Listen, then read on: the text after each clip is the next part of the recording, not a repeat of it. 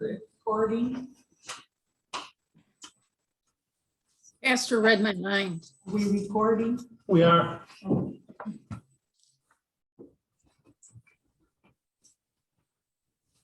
We're on page 29 in our guides, lesson 6.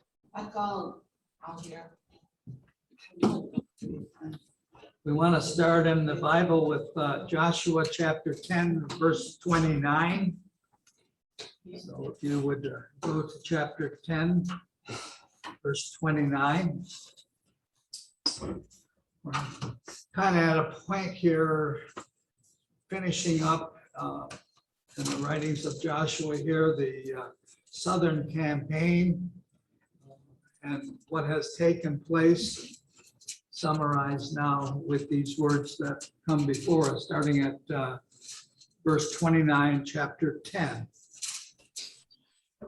Then Joshua and all Israel with him passed on from Makkedah to Libnah and fought against Libnah. And the Lord gave it also and its king into the hand of Israel. And he struck it with the edge of the sword and every person in it. He left none remaining in it. And he did to its king as he had done to the king of Jericho. Then Joshua and all of Israel with him passed on from Libnah to Lachish and laid siege to it and fought against it. And the Lord gave Lachish into the hand of Israel. And he captured it on the second day and struck it with the edge of the sword and every person in it as he had done to Libnah. Then Horam, king of Hazor, came up to help Lachish, and Joshua struck him and his people until he left none remaining. And Joshua and all Israel with him passed on from Lachish to Eglon, and they laid siege to it and fought against it. And they captured it on that day and struck it with the edge of the sword. And he devoted every person in it to destruction that day, as he had done to Lachish. Then Joshua and all Israel with him went up from Eglon to Hebron. And they fought against it and captured it and struck it with the edge of the sword, and its king and its towns and every person in it.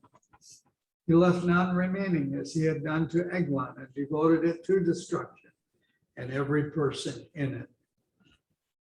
Then Joshua and all Israel with him turned back to Debar and fought against it, and he captured it with its king and all its towns. And they struck them with the edge of the sword and devoted to destruction every person in it. He left none remaining, just as he had done to Hebron and to Libnah and its king. So he did to Debar and to its king. So Joshua struck the whole land, the hill country and the Negev and the lowland and the slopes and all their kings. He left none remaining, but devoted to destruction all that breathed, just as the Lord God of Israel commanded. And Joshua struck them from Kadesh Barnea as far as Gaza, and all the country of Goshen as far as Gibeon. And Joshua captured all these kings and their land at one time, because the Lord God of Israel fought for Israel. Then Joshua returned, and all Israel with him, to the camp at Gilgal. On our maps, let's see here. You go to map number 4. That's the one that's called Land of the 12 Tribes. And you'll see down around the Salt Sea, down to the lower cities of Eglon, Lachish. Hey, Norma, I need that one too.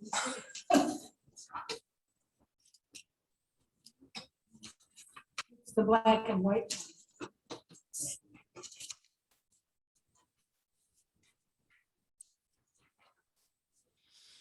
Anybody else? Is this the one you're talking about? Just like Okay, good. Need that this one? Yeah. This one.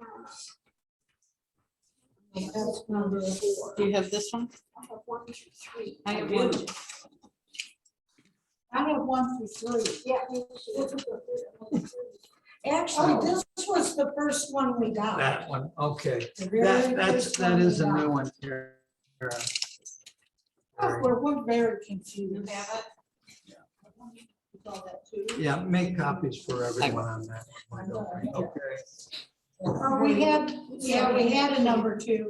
You Is do that have, what the one you're talking about, number 2? No. No. It says map 4 on it. Yeah. Printed out. however, number 2 does have most of those cities on it.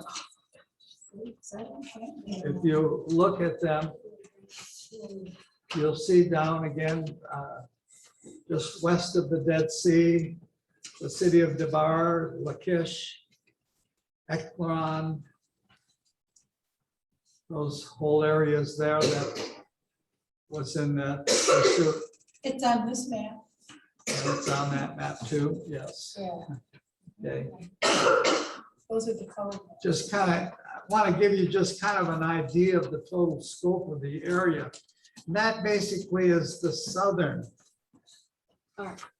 cities from that. Thank you. Thank you very much.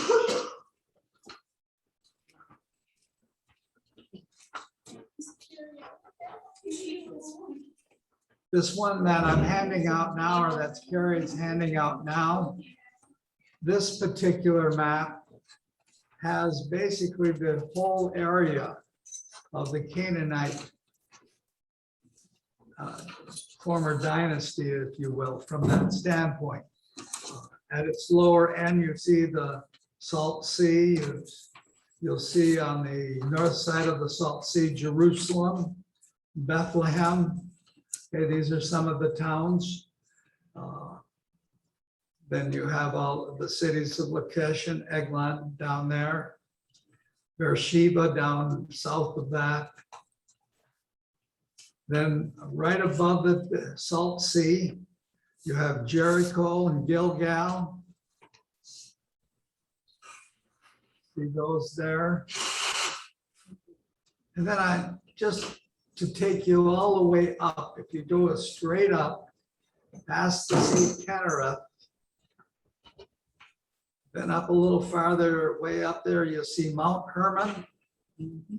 Okay, just again, to get an idea of the vast area of land that was being covered by these soldiers, by the Israelites at this time.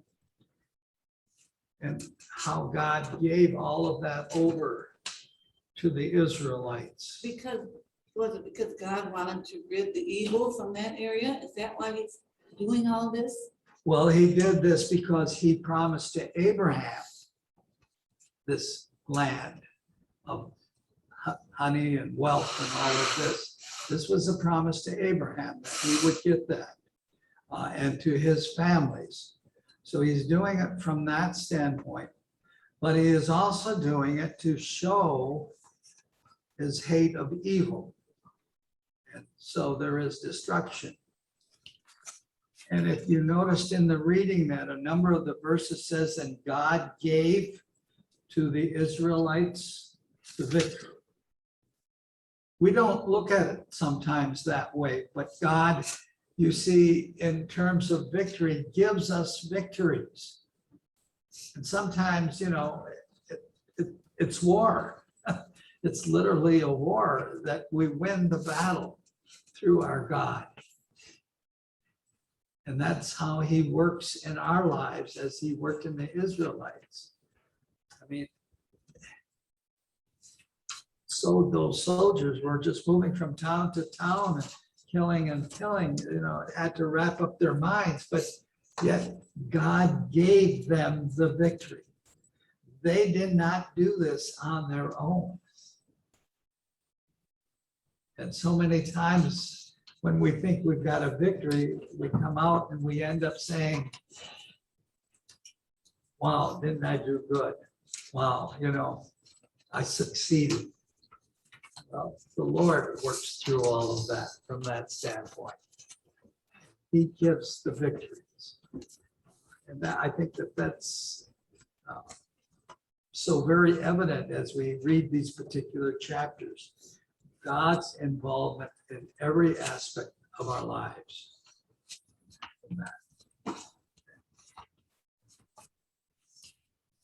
Number 67, on page 29, it says, count the number of military engagements during this campaign. Why is that number significant?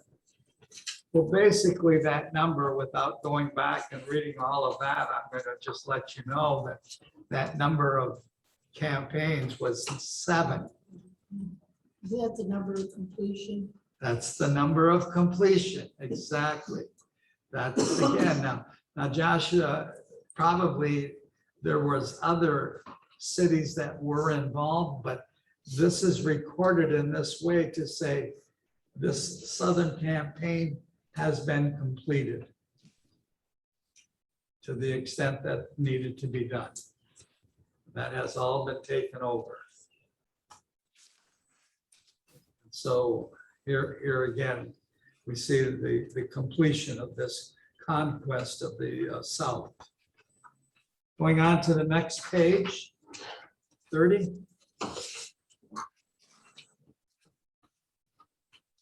And again, some of this, I'm just going to kind of read through and just make some comments on. Not much discussion on it, but number 68, it says, we have heard the names of some of the cities in a previous account of the 5 Amorite kings, and what were their names and what happened to them during their southern swing to the Israelite army. Remember what happened to those kings? Were those the ones that were hiding out? Those are the ones that were hiding in the cave, and they were brought out, they were hung. Yes. Cities were destroyed, the citizens were put to death.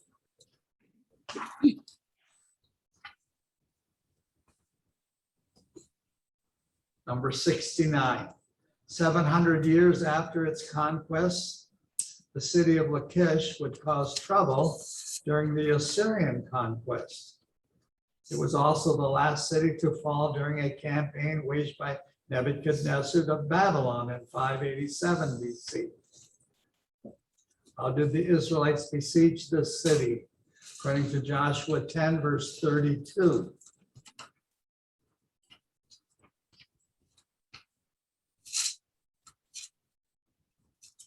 They captured it in 2 days.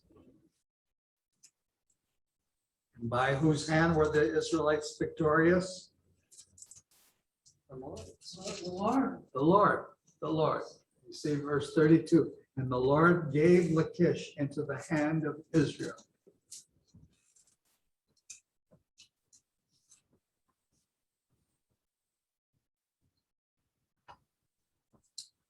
Number 70. In Joshua 10, 40 to 41 verses, the southern campaign is recapped for us. Note that Kadesh Barnea is about 50 miles from Beersheba. Gaza is near the coast. The Goshen listed here is most likely the eastern Negev, and Gibeon at 8 miles southwest of Jerusalem. Again, that covers that large amount of territory that we were looking at on that one map. What evidence is there that this territory was captured during one campaign? Where do the Israelites go after this campaign? Basically, where did the Israelites go, according to verses 42 and 43? Back to the camp at Gilgal. Back to the camp at Gilgal, which is just across the Jordan River, where they set up, okay, where they started from. That's where the 12 stones were laid. weren't they? Say that again, Jean. Is that where the 12 stones were laid on the other side? That's one of the places, yes. That's one of the places where the 12 stones were laid. One of the memorials that were set up of stone from that. But, you know, and recapitalizing all of this that takes place. And again, mind you, this wasn't just one day here and one day there. You know, it all happened in days. They're moving with thousands of people 10, 12, 15 miles and moving all the equipment and moving everything through. But how much it would take to concentrate in a war, knowing that God has already given you the victory. And I don't know about you, but you look at it, I see these words and it must have been gruesome and all this and that, but for each one of us, we've got wars and battles in our life.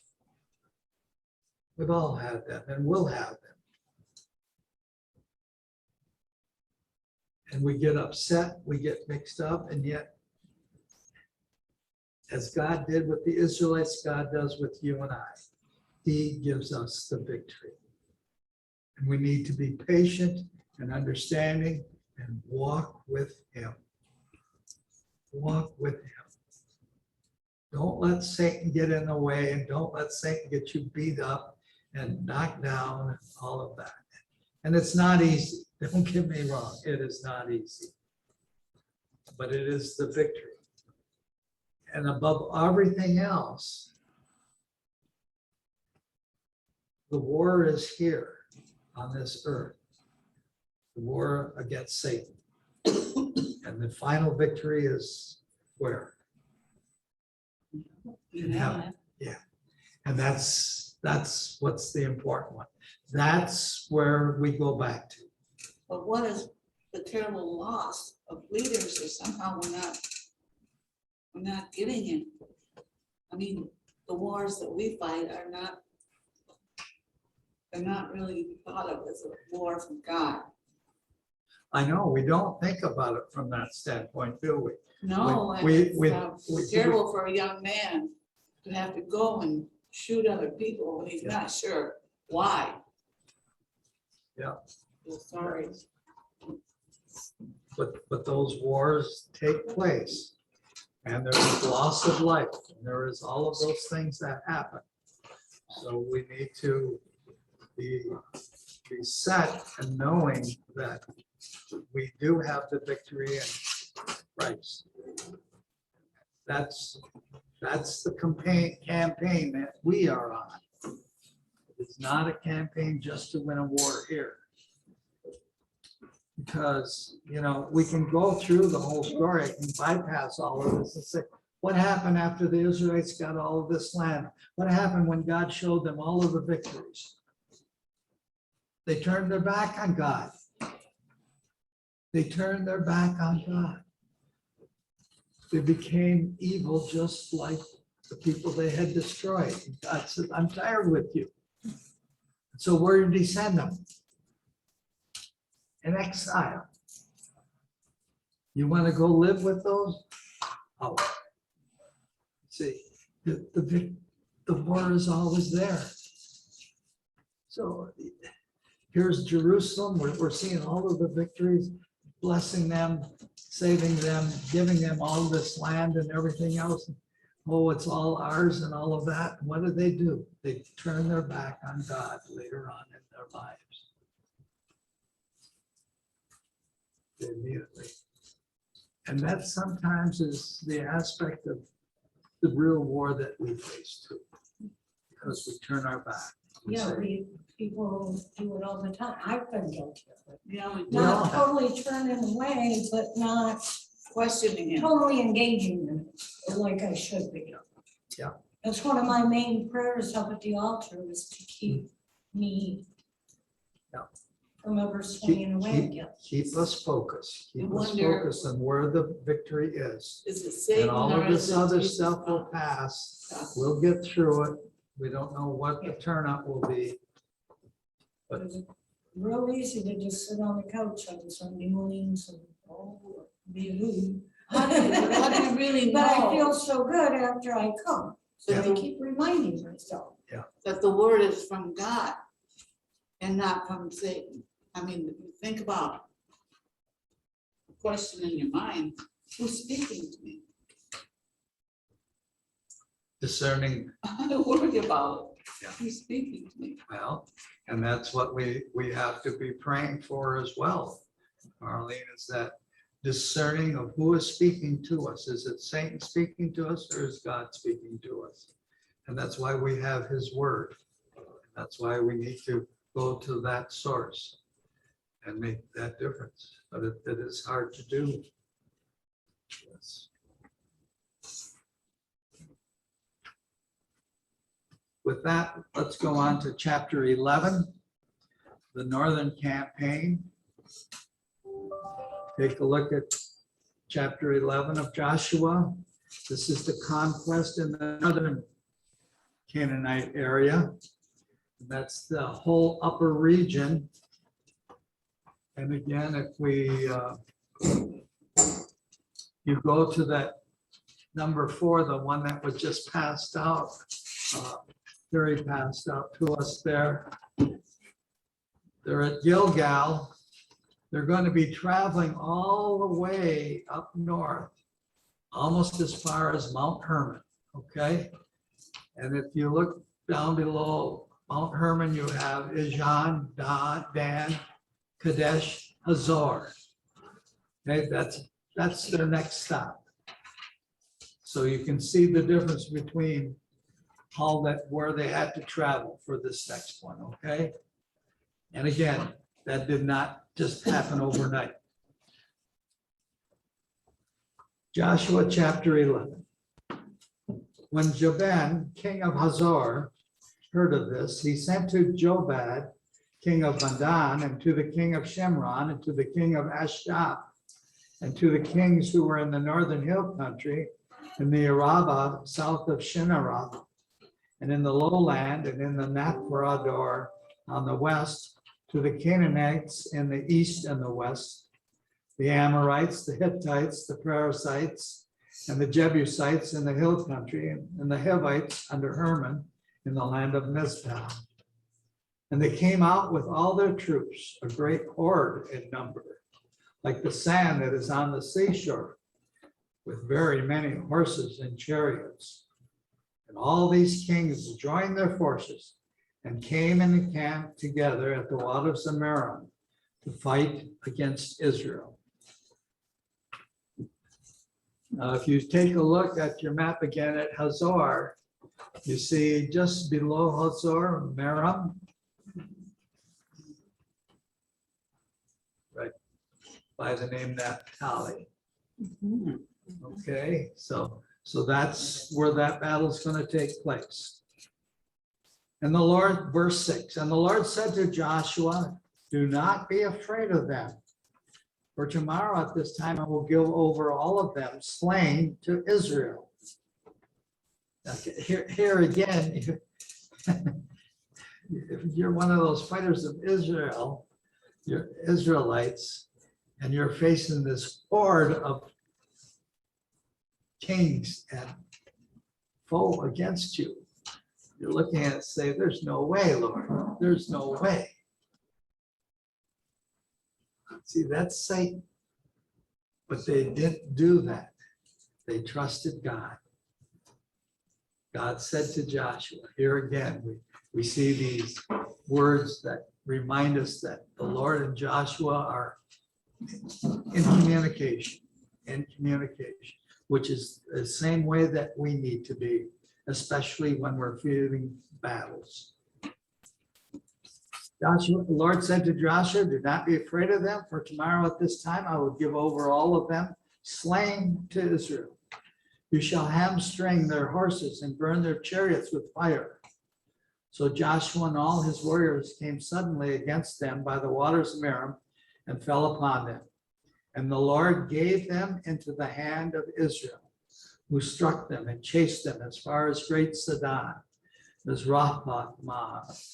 Main, and eastward as far as the valley of Mizpah. And they struck them until he left none remaining. And Joshua did to them just as the Lord said to him. He hamstrung their horses and burned their chariots with fire.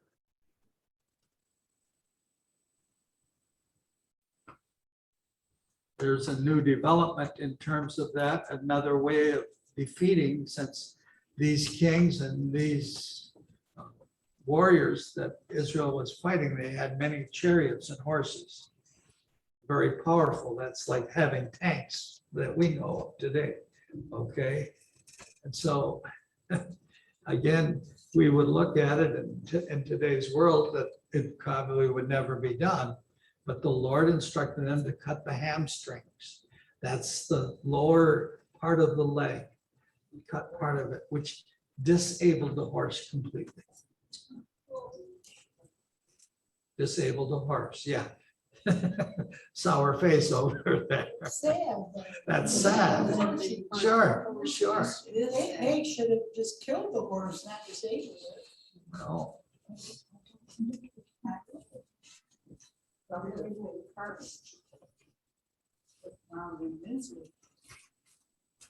Okay. Okay, okay. The Lord said so. Okay, that's what's okay. You see, and that's hard to understand, isn't it? Yeah. That is, there's no question on it. I mean, the Israelites had horses. They had animals. They knew the value of them and all. But they knew, you know, this was something that had to be done. You see, and these words here again, the Lord gave the victory to the Israelites. The Israelites didn't earn a victory. It was given to them. It was a gift. It's kind of amazing. We hear about what he did to the horses and it bothers us. And we kind of pass over what they did to all the people. Oh, yeah. And there, you know, there's a movement out there. There's plenty of people who raise up the welfare of animals over the welfare of People. humankind, especially those that want to protect the offspring of animals. And there's some of the same ones that have no problem aborting babies. It's amazing. Good point. Good point. And, you know, God's the God of not only people, but horses are his creation. He gave them life. He can decide when it ends. And it is hard. I think we should struggle with that a little bit. And I wonder those people that grew up on farms, maybe they have a little bit better understanding, a little bit less angst when animals die, because you see it happen all the time. Yeah, but that wasn't killing the animal, he was cutting their hamstrings, so it'd be in pain.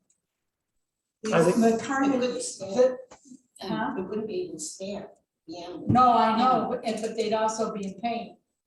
So if you'd hear them crying out in pain, that would be an awful sound. That's What would that say to the army? That's Would what. that all add to Scare the? heebie-jeebies out of them too. The veterans and their animals, their dogs, they're very close.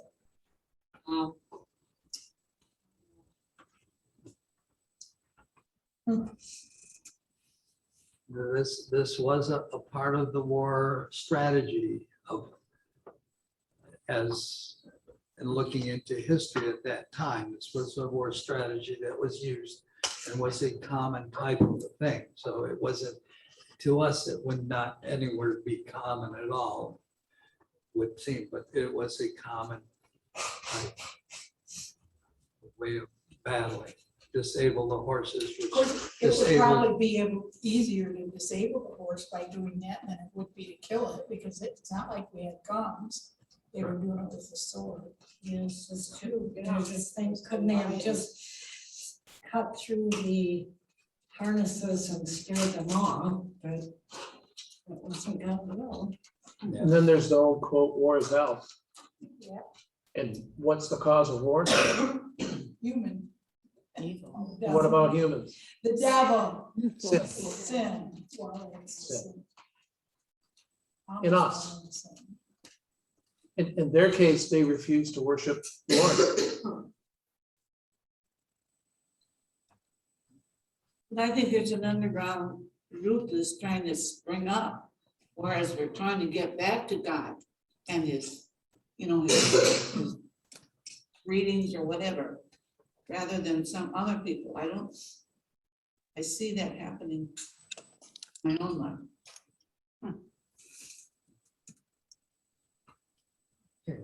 Let's go on to verse 10. And Joshua turned back at that time and captured Hazor and struck its king with the sword, for Hazor formerly was the head of all those kingdoms. And they struck with the sword all who were in it, devoting them to destruction. There was none left that breathed. And he burned Hazor with fire. And all the cities of those kings and all their kings Joshua captured and struck them with the edge of the sword, devoting them to destruction, just as Moses, the servant of the Lord, had commanded. But none of the cities that stood on mounds did Israel burn, except Hazor alone, that Joshua burned. And all the spoil of these cities and the livestock the people of Israel took for their plunder. But every man they struck with the edge of the sword until they had destroyed them. They did not leave any who breathed. Just as the Lord had commanded Moses his servant, so Moses commanded Israel, and so Joshua did. He left nothing of all that the Lord had commanded Moses. So Joshua took all that land, the hill country and all the Negev, and all the land of Goshen, and the lowland, and the Rabbah, and the hill country of Israel and its lowland, from Mount Halak, which rises toward Seir, as far as Baal-gad, in the valley of Lebanon below Mount Hermon. And he captured all those their kings and struck them and put them to death. Joshua made war a long time with all those kings. There was not a city that made peace with the people of Israel, except the Hivites, the inhabitants of Gibeon. They took them all in battle. For it was the Lord's doing to harden their hearts, that they should come against Israel in battle, in order that they should be devoted to destruction and should receive no mercy, but be destroyed, just as the Lord commanded Israel. Moses. And Joshua came at that time and put out the Anakim from the hill country, from Hebron, from Debir, from Anab, and from all the hill country of Judah, and from all the hill country of Israel. Joshua devoted them to destruction with their cities. There was none of the Anakim left in the land of the people of Israel. Only in Gaza, in Gath, and in Ashdod did some remain. So Joshua took the whole land according to all that the Lord had spoken to Moses. And Joshua gave it for an inheritance to Israel, according to the tribal allotments. And the land had rest from war. Man had rest. Commentary here says, the initial conquest of the land under the leadership of Joshua is completed. Joshua, by the hand of God, gives the Israelites the land as their inheritance. The Lord has said, do not be afraid. Fear should not affect our faithfulness to the will and direction of the Lord. How much does fear come into our lives? Huh? A lot of. Yeah, sure. See, it keeps coming at us. Satan keeps bringing it at us. And that's, for some of us in particular, becomes a weakness. You know, I'm afraid, so I'll do whatever I have to do without going to the Lord. And when fear comes, that's when we need to turn to the Lord. That's when we need to really connect. Really connect. What is it, Lord? What do you want from this, from me? One of the things that I don't know if you caught or not, it's very subtle in the readings here, but you'll notice that many cities were conquered and burned. Everything wiped out. But other cities were left. Other cities were not. The reason, probably, the we could understand our Lord, our God, is that God wasn't there to destroy everything because he knew the Israelites were going to need a place to stay. They didn't have to build up from the ground up in many cases. So they could take over some of these cities and reconstruct them or take what is, but they didn't have to do that. So this, again, is the Lord's way of saying, yeah, I'm going to take care of you. Because again, as Israelites, they would be looking at, saying, why are we destroying all of this? This could be my home. This could be where my family is living. God says, I'll take care of that. You'll have a place to live. And so some of the towns, some of the cities, especially in the best parts, because who would know best where the place was to live? God would. So he knew what to say. So he There put was that a together. gentleman on TV over in Afghanistan or something. He said almost those exact words. He said, why are we destroying all of this? This is my home, or my family, my house. He couldn't understand it. Some things are destroyed, some things are not from that standpoint. But God is directing all of that. And again, the trust in him. He has purpose and reason. We speak about that many times. God's purpose. We don't understand, but he has purpose and reason. And his purpose and reason is not to bring harm upon us, but to bring us grace and mercy. That may be beyond what we're going through. That grace and mercy comes later on.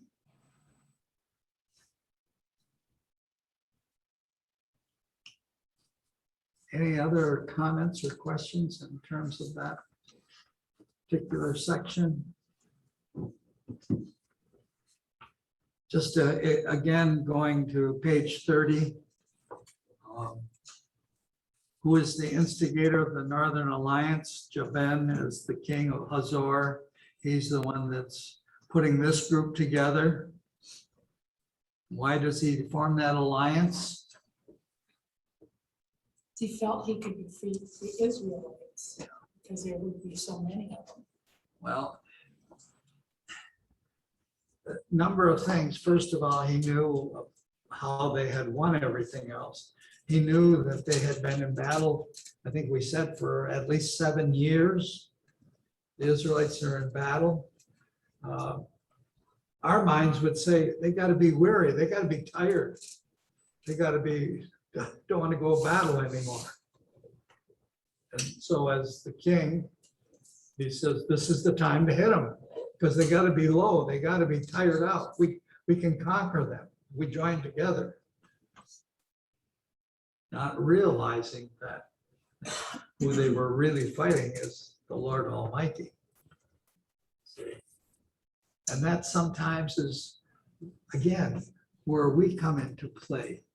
How many times does the battle seem its worst when we're so tired and we're weak? And we're just tired, let's just give up. I'm tired of all of this. I can't handle it. We have that expression, our plate is overflowing, right? Our plate is full. And certainly it is. That's not the time to give up. That's the time when the Lord will give us the extra strength, the ability and all from that standpoint. He's there to help us through that. Not going to bring defeat upon it. We allow defeat to come in when we say, I give up. And he said, don't give up. Come to me. Come to me for strength. That's the strength that we get in our worship. That's the strength we get in the Lord's Supper. That's the strength that we get in the remembrance of our baptism. We've been given that victory. Don't give up now. You're so close to it. You have it right there before you all on that basis. Number 72, archaeologists estimate the population of Hazor at 40,000 inhabitants. Other forces were added to their army, which historian Josephus estimated at 30,000 infantry, 10,000 cavalry. Okay, that's horses. 20,000 chariots. What was the Lord's plan and how long did it take to complete? Chapter 11, verse 6.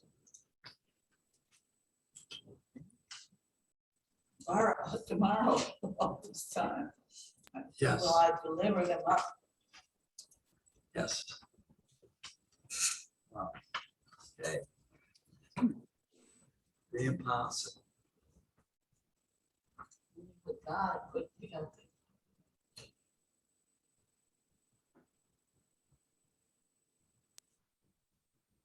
Having gone through, can you imagine, some of these thoughts just come to my mind. If you would go through an experience like that, a huge battle like that, tens of thousands of people, one day, done. What kind of impression would that leave on you for the rest of your life? Or should it leave on you for the rest of your life? And yet, how quickly we forget the victories we have. I can, when 9/11 happened, our daughter's in the cruise line business. And she had just told us before that, she says, Mom, Dad, I've got us a trip into the Mediterranean.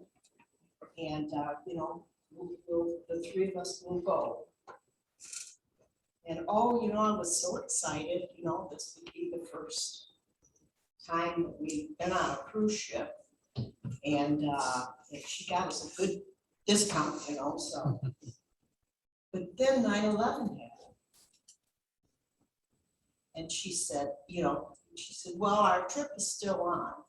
This is a little later. What do you think? Oh, a little later. A little later on, she says, well, now, our trip is scheduled for in the spring or fall or whenever it was scheduled. It wasn't gonna happen in the next 2 or 3 months. And I said, Laura, I can't leave America. And she just, what? And I said, I can't leave America. We have been attacked. I have to stay home. And she just thought that was so, well, what are you gonna do? And I said, well, hey, I don't know. I may have to make bandages or, I mean, it sounds silly, but in my mind, I was thinking, oh my gosh, if they would do that, they could do, if they can get to us, they can. And so I thought, my first thought was I need to stay home. I need to be vigilant. But Be prepared this for was a war. big deal. When they attacked us, and I don't think she understood Full the full impact. Now, she probably does now, but I mean, she was young and this is her first really job. And, but my whole thought, my whole thinking, because I have a military thinking, I'm a military thinker. And so that's all I could think of is, golly. Well, in the Mediterranean. Yeah, and you want to go Getting to awful the close Mediterranean? to. I'm not happy about that, but I didn't think about that as much as I thought, I need to be home, my country might need me. You like Rosie the Riveter. Yeah, might have to go into one of them factories. or Yeah. something. That's that. So that, my parents would relate to that, having lived through World War II, because that's what you did. Yeah, that's. Everybody kicked in, everybody made sacrifices. Well, yeah. And we haven't experienced that No, since. no, not if. I don't know if it can. back, the one and stop down. In Vietnam, everybody was protesting and against the war, right or wrong, but it was a whole different scene than World War II. I mean, the plant started making tanks, the whole world rallied. I mean, our part of the war and the rallied together. I remember my father, he was working on the ammunition down at Chevrolet Plant 4, not making cars right now. But one night he didn't feel well, but he said, I gotta go in.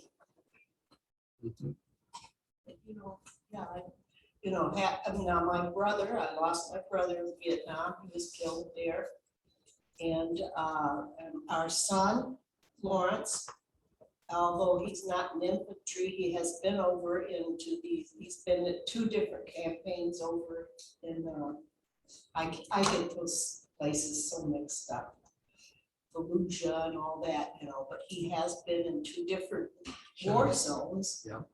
And so I feel like we're military and, we gotta stick together, Yeah. Sure. And even to this day, I don't care anything about going overseas. I mean, they can have the Eiffel Tower and, Me too. and all that. Sure. I'm just happy to be here. I feel like America's got all the beautiful wonders and, but, yeah, I'm sure she probably now thinks differently, but war is a bad thing, and that's what I was thinking. Now, I was just reading this, it said, you are to hamstring their horses and burn their chariots. Well, hamstring, that may have also, I'm not sure that means they cut their hamstrings, because I know a way to disable a horse is to tie their back legs, front legs, Right. probably at the hamstring, Mhm. and they can't perform. Yeah, that's how I'm going. So she's gonna think of it. They just. Okay. I think that's somebody come along. Yeah, these words say cut. Cobble, that's cobble. Yeah, but, Cobble the horse. yeah, but if you did that, then the horse would still be available, they could undo that. Yeah. He wanted him disabled so that they could win the war. Right. Well, and war's ugly, and you get stealing horses, and that stays in your mind. My dear friend, her father was in the war, and he would wake up screaming at night. Sure. He was a good, strong Catholic, went to church every day, or not, I don't know that he went every day, I know he went every Sunday, but the war was something he never, he had a long time to deal with it. Now, there was a point where he drank a lot, and but then he quit drinking, and he came around. That but was a even- war in itself, Yeah, battling the battle. so here he I have to believe it was through his church, his belief that Mhm. he was, that, he never gave up going to church while he was drinking. That he never gave that up. He kept going. I think at some point it came together for it. So. that happened really. And for most of us, and certainly in the generations that followed us, they really have very little understanding of what war is really like. Yes. I think so. As many as we had over in Afghanistan, which was the most recent war, but nothing compared to any of the other wars, World War I, World War II, nothing compared to that Korean To War. watch your son, or grandson go off to fight, and for some battle they're not really sure of. Right. That's, They don't know who the enemy is. They all dress the same. And that's, Well, and Americans by and large still don't understand war, because other than the Civil War and the Revolutionary War, we've never had a war fought on our land. right. The closest we came is 9/11. That was like one whole battle. That's true. I had a friend that was in the Vietnam War, and he didn't talk about it for years. And then it kind of took him over, but his job in Vietnam was to go in those villages that were basically destroyed like us Sure. with the plows. Yeah. And just keep plowing. As he put it, the blood would stay in the plow again. And he kind of kept it at bay, I guess you would say, but as he got older, he started having nightmares and, you know, I lost contact with him. And I really prayed that he got the help he needed, because You know, in what- normal life, he would not have done such a thing. He had a job to do. one of the things that you just kind of reminded me of and talk about that in the Vietnam War, the fire, the torches that they used in the napalm. Yeah. Napalm. You know, you talk about brutality, you know, to have that village after village that dumped a napalm on it, ignited everything, humans as well. I still that picture when you talk about it, that famous picture of that girl, nothing on, just running. Yeah, she had to be more 7, 8, maybe. Yeah. Sure. War's War is not pretty. None of our children At have all. seen it, and really. My husband was too. Most of them don't know nothing about, if you ask them on the street corner, they don't recognize what you're saying or what war was here or there. They're not being taught. They aren't being taught. No, and the men, like my dad, didn't have a choice. Either you were going on to college or you left high school and you went into the service. Yeah, The ones in Vietnam, when your number come up, you didn't question. yeah, yeah. That was it. You had no choice. You know. All right, let's move on here to number 73, on page 30. Hazor comes under the cherem, which was a decree that required the city be destroyed, as well as the warring kings and civilians. However, only the booty is taken from the other cities. Why? Let's go to Deuteronomy chapter 6, verse 10 to 11.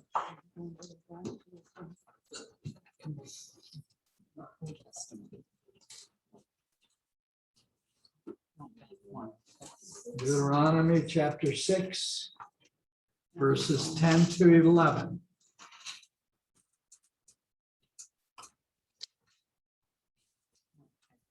Somebody has that, if they would read those verses?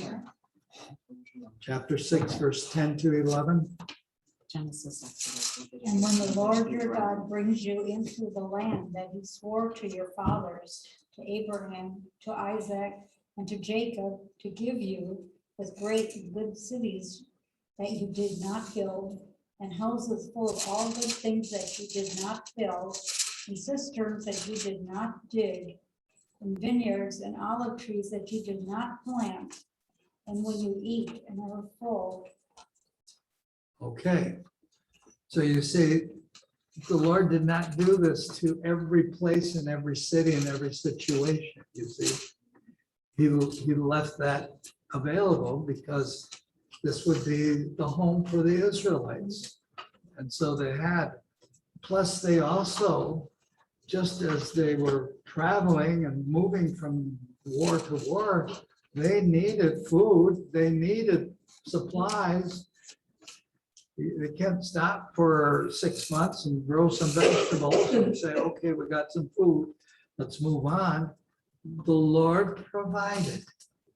The Lord provided all through this. And this was the promise that God had given them, that they would have all of that. Everything would be taken care of. Some they would destroy and others. So they're just really are following God's word, following what God had told them to do. Well, when I was cleaning houses, which I did for 15 years, I had a client that was, she was, I don't know what faith it was. It was something where everything was going to be celestial, and she had her white gown that she was going to be buried in, and she was saving all this food. Food? Yeah, food. She had, every time I went over to clean, and she's just in a little tiny apartment, I had to move gallons of water in order to clean, and I would clean one side of the kitchen, and then when that was dry, I'd move all these gallons of water back. She had canned food in the refrigerator, and she had a little pantry down in the basement that was hers. It was just a small, like, locker, it had wheat and flour or some stuff like that in it. And I said, well, I said, I just have, I believe that this is not right. I mean, don't you believe that God's gonna take care of your needs? She had a question, she had an answer all made up, Ready. how they believe. Ready to Yes, but still, supply for herself, yeah. she had supplies but I just thought it's a little on the weak side of me. Another interesting passage I'd like to direct you to is Matthew chapter 19, verse 23 to 24. Matthew chapter 19, verses 23 to 24.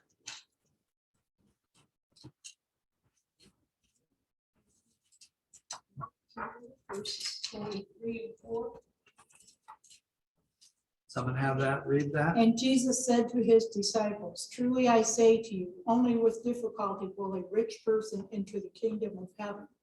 Again, I tell you, it is easier for a camel to go through the eye of a needle than for a rich person to enter the kingdom of God. Okay, and you've heard of that passage before and have seen it.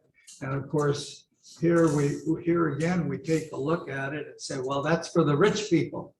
That's not for this everyday guy here. That's only for the rich people. But there's a message there that the Lord is telling us, is that we can let material blessings get in the way of our faith walk. And God knew that with the Israelites, so that he did not just say, you take everything you want and you just grab it and hoard it and do with it.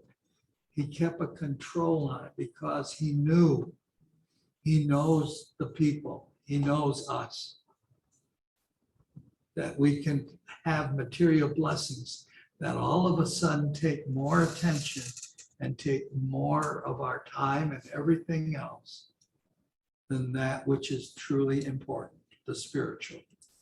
Well, they probably would have started thinking amongst themselves of who gets what and got more than I did.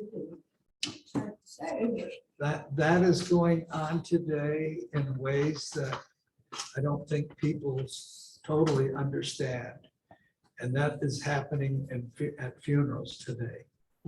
And funerals today. Families I have- that are- my brother is not talking to my sister and I since my dad died.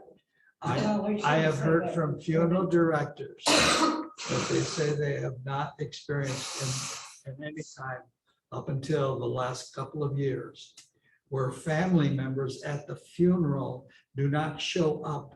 They're in the home, stripping the home, while the rest of the family Yes. members are at the funeral. They've talked about how family members have come in when no one else is around and taken rings and valuables off of the person laying in the, Oh, my gosh. okay? It is happening with the frequency that's, to me, unbelievable. And it's just happening that way. That is not about this loved one at all. It's about what can I get? How much can I get? material blessings. There's no What person. a distortion of God's gift of a person versus the material things. Well, don't you think though, I don't think it's really a sin to be rich. It depends on what you do with your money. And helping other people, not that I'm rich, I'm not, but I don't think it's really a sin as long as they don't sit and look at it and keep it as an idol and give it out. I think God has given some people the ability The to be wealth. rich. Sure. And God has never said that it's evil to be rich. It's just make sure it doesn't become your idol. Make sure it doesn't become that which you value above everything else. That's all he has said. But he's never, ever has said that, you know, having more money or that in itself is not as bad. It's how we treat it and what we do with it. And the importance that we put on it. So exactly right. And that's the thing. But you see, that's where Satan comes into play. That's where he starts feeding at us. So, oh yeah, get the money now. It'll be, you know. And that's the basics of behind folks stealing. When somebody takes candy out of the store, what are they really getting from that? They're going to get a bite of some calories. Okay. But what have they done to their spiritualness? What have they done? And did it really make them better? Did it really give them, you know, they've stolen a car. Well, yeah, it's a terrible thing to lose a car if it's your car. But what have they gained? Is their conscience, they sleeping at night better? I doubt it. They're gonna have more problems than they ever had. Because they're gonna have to look behind their back all the time. All sorts of stuff. And in some occasions, if they would have just asked, So that again, Jim. it would have been given to them. Yeah. Back when I was a kid, they were a teenager, there was two boys. And they seen one of those, I don't know, big long tank. Okay. You said it first.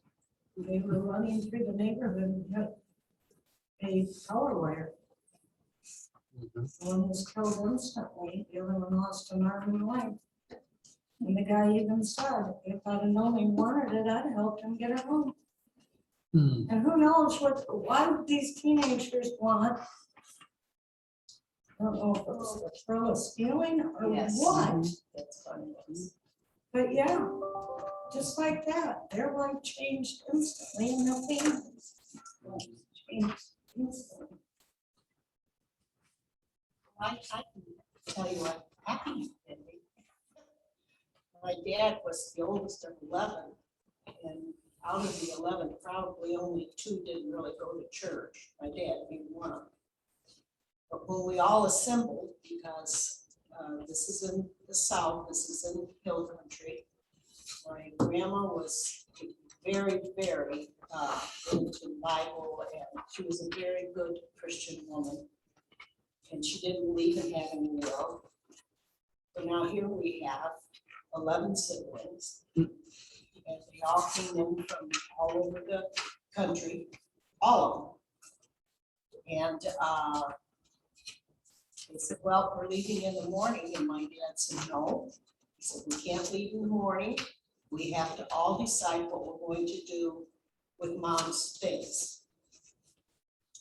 And so, and he told me, he says, you can't leave. And they wouldn't, because he had spoken. And all of them got together at the house and said, was there something personal you wanted? You know, blah, blah, blah.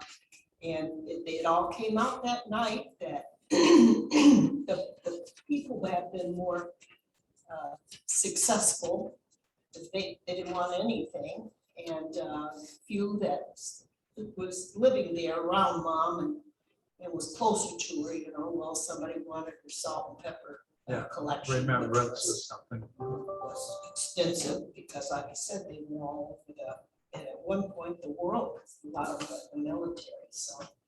But anyways, they all came to an agreement, and the ones that took care of grandma, they got to have whatever they wanted from the house. And no, there was no hard feelings. Mhm. And the funny thing was though, about a year later, my dad got a check in the mail. I think it was like for $247. And he called Margaret and he said, what is this? Well, she said, you know, by the time all the bills were paid, and what mom had in the bank, she said, we each get this $247. Uh-huh. So, you know, it was just, they all just, It can work out. you know, I think they loved her so much that they didn't want to stain her passing by backbiting, you Right, know, right. Yeah. so that, And we're in a different situation now in terms of society and its approach to family and all of that. Yeah, yeah. Page 31. Page 31, top of the page, 74. Some 40 years before, at the time of the spies, a race of people living in Canaan frightened them. What became of these people during the Northern Campaign, and how do the words of Matthew 8:26 apply here? Well, let's take a look at Numbers chapter 13, verse 28 and 33.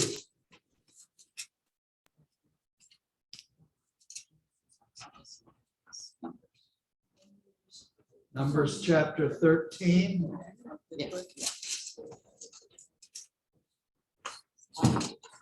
verse 28, excuse me, verse 28 and verse 33, if someone would read those two. the Amalekites live in the tree, Verse 28. 28. But the people who live there are powerful, and the cities are fortified and very large. They even saw descendants of Anak there. Verse 33. We saw the Nephilims there, the descendants of Anak. We seemed like grasshoppers in our own eyes, and we looked the same to them. All right, thank you. I didn't get it. Okay, so this is the first sighting as some of the Israelites had crossed over into the Canaan area to see this promised land. And what did they see? They saw these huge giant people and came back and said, oh my, there's no way we can conquer them. There's no way we can fight over them from that standpoint. And so that's where this Anakites are descendants from. And that's again one of the cities, one of the areas that the Israelites in the Northern Kingdom destroyed. So here was some of the Israelites who had seen them, these giants. And this is, of course, what the Israelites were fighting, and yet they conquered this all in one day. They conquered. This passage from Numbers is when they were still at Mount Sinai. And so after they received the law and built the tabernacle and the Ark of the Covenant and everything, God's like, okay, you're gonna go take the land, go send spies. And they see these huge people and they come back and go, hey, no, sorry, man, we can't do that. And The Lord was like, I'll fight for you. I will give this to you. No, no, no. That's why they wandered for 40 years in the desert, because they refused to go. So here are these same people that scared them so much that they had to wander 40 years in the desert. And with God's help, what did they do to them? Killed them. Easily. Annihilated. But didn't a lot of the people who refused, they, in those 40 years, had died? Yep. Only Joshua and Caleb were left alive. Yeah. And they were the two spies that went and said, hey, no, the Lord will fight for us. Let's go. That's why they survived the 40 years. It's because they wanted to be obedient to God's command. They had faith. And then if you go back to those of you that remember, sorry, brother, go back to Noah, the time of Noah. It mentions before the Noah destruction, the flood, it talks about the Nephilim. And there's been all kinds of stuff said about the Nephilim. All the Nephilim were is they were godless people. They were strong and mighty warriors, and everybody was afraid of them. And they ruled because they were so strong and mighty, but they were evil. They were godless. So those are the Nephilim. They have a history with God's people of being these scary people that you're afraid of because they can kick your butt. Well, not when the Lord's fighting for you. They can't.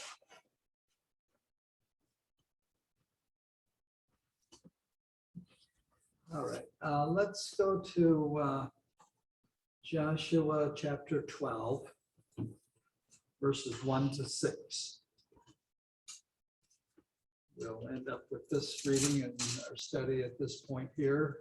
And then I have one other thing to do. Joshua chapter 12, starting at verse 1. Now these are the kings of the land whom the people of Israel defeated and took possession of their land beyond the Jordan, toward the sunrise, from the valley of the Arnon to Mount Hermon, with all the Arabah eastward. Sihon, king of the Amorites, who lived at Heshbon and ruled from Aurora, which is on the edge of the valley of Arnon, and from the middle of the valley as far as the river Jabbok, the boundary of the Ammonites, that is half of Gilead, and the Rabbah to the sea of Shinneroth eastward, and in the direction of Bethsheba to the sea of the Rabbah, the salt sea, southward to the foot of the slopes of Pisgah, and Og, king of Bashan, one of the remnant of the Rephaim, who lived at Ashtaroth and Edrei, and ruled over Mount Hermon and Selecah and all Bashan, to the boundary of the Gershurites and the Maccathites, and over half of Gilead to the boundary of Sihon, king of Heshbon. Moses, the servant of the Lord, and the people of Israel defeated them. And Moses, the servant of the Lord, gave their land for a possession to the Reubenites, the Gadites, and the half tribe of Manasseh.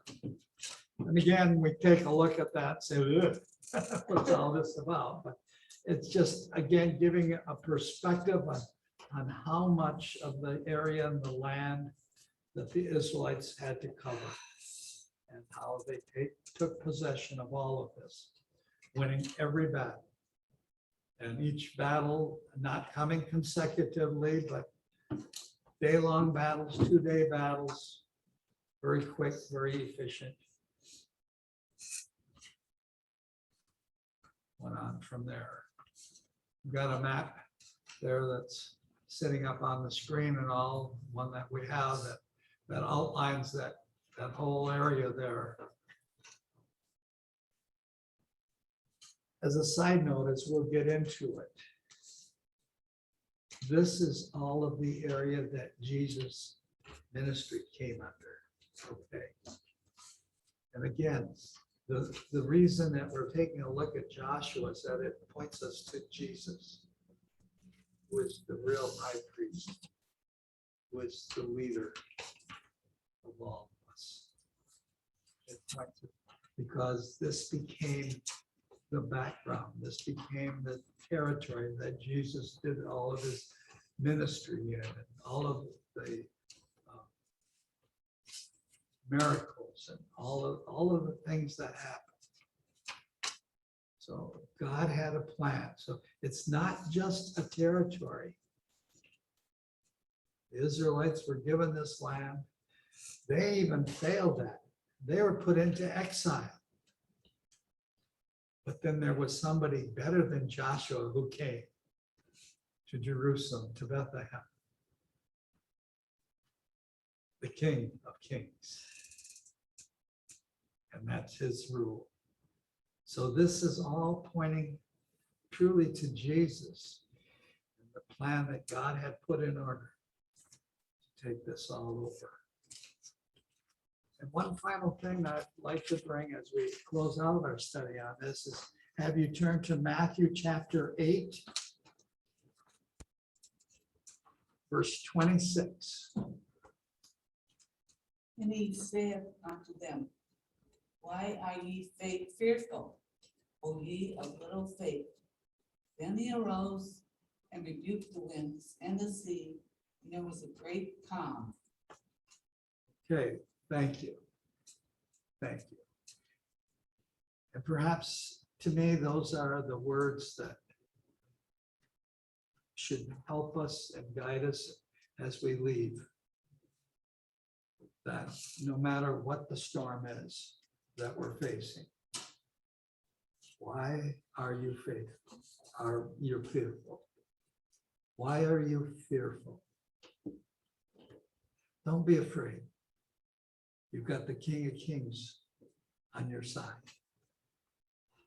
Jesus. This, to me, is the core of our daily life.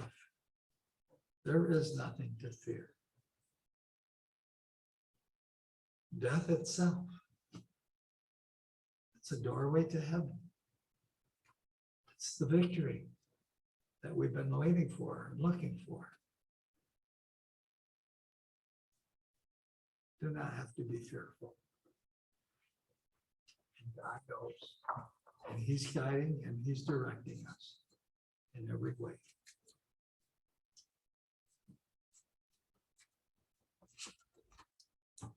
Any last minute comments, questions? I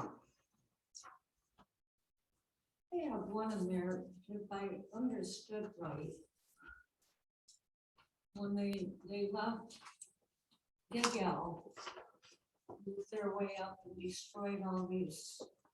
Are you saying that they all came back to Gilgal? And then went up? Yes, yes, Wow. yes, yeah, Wow. yeah, right. When they really, I mean, they could have camped, Mhm. I think somewhere in here where they didn't destroy everything, but they came all the way back. Well, they came back to Gilgal to probably refurbish, get a little rest and that type of a thing, but the war wasn't over with. They had more to do. Yes. Isn't that where their family would be possibly too? And that's the same way. That was their home camp.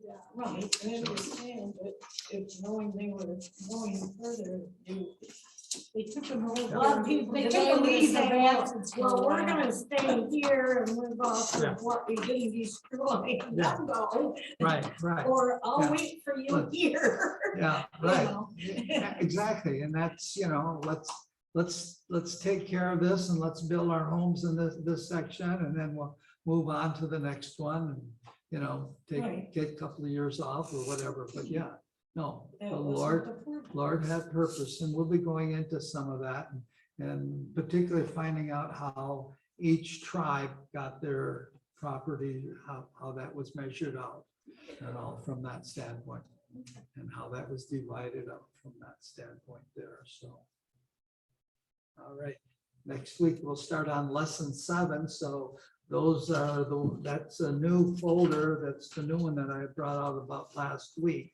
So you might have that with you. If not, there should be some there on the table. So. Yeah, it's in numbers. It's in with numbers. It's in one. Oh, okay.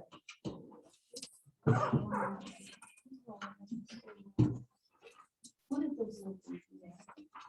Let's close with prayer. Our phone. We have Bible downloaded on our phone. You have an app? Lord God, as we finish our discussion, Lord, we are given much hope from you, Lord. that we do not have to be fearful of the battles that come our way. And yes, Lord, there are many. Yes, Lord, at times we do fail. We want our own way. We don't understand what's happening. We want to take charge. Just help us, Lord, to turn to you, to communicate with you, and to seek your will and your ways, Lord, in all that we do. Not just for the battles, but for serving you as well, Lord. For you are a God who has served us so well. We thank and praise you for that. Bless us now as we go our ways. Bless this week ahead, Lord. And may we see the battles that come our way, Lord, as just opportunities to serve you and to follow you. May we be strengthened and not fearful. We ask this in the name of our Savior Jesus, who taught us to pray. Our Father, who art in heaven, hallowed be thy name. Thy kingdom come, thy will be done, on earth as it is in heaven.